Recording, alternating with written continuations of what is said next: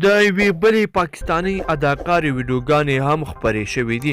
دا چې د دې اداکارې ویډیوګانو کې څه دي، کوم کارونه یې پکې کړي دي، ویډیو را سره تر پایه پورې وګورئ. ګرانو مینهوالو السلام علیکم.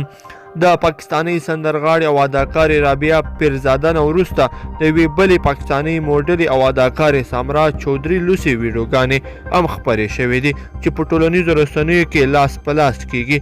په دې اړه د خلیج ورځپاڼې یعنې ګلف نیوز په خپله یوه راپور کې لیکلي دي چې د پاکستاني موډلې او اداکارې سامرا چودري شخصي او غیر اخلاقي ویډیوګانې خپرې شوې دي.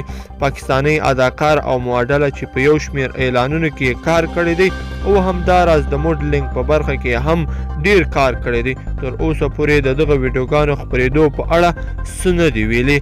خو یوې بلې ویبپاڼې د دغه ویډیوګانو په اړه په خپل راپور کې لیکلي دي چې د دې ویډیوګانو تر شا د پاکستان د لاهور ښار د یوې ډلې لاس دی چې هغوی د هنرمندانو موبایلونه هیک کوي او له هغې څخه د هغوی شخصي انځورونه او ویډیوګانې آنلاین خپروي. همداراز په دغه راپور کې ویل شوي دي چې د دوی شخصي غیر اخلاقي او لوسې ویډیوګانې بیا په هغو ویبپاڼو خرڅوي چې لوس مواد خپروي. د یادولو وړ ده چې تر دې مخکې هم د پاکستاني مشهورې سندرغاړې رابعه پیرزاده شخصي ویډیوګانې خپرې شوې وي چې د دغه ویډیوګانو تر خپرېدو وروسته هغې د هنر د نړۍ پرېښودو اعلان وکړ.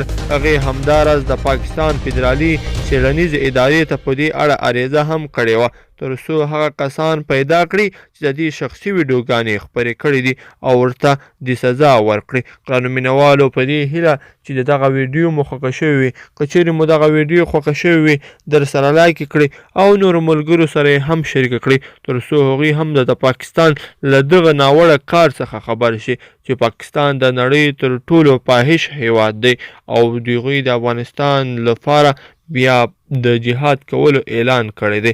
ګرانو مینهوالو په دې هیله چې ویډیو مو خوښه شوې وي، مننه.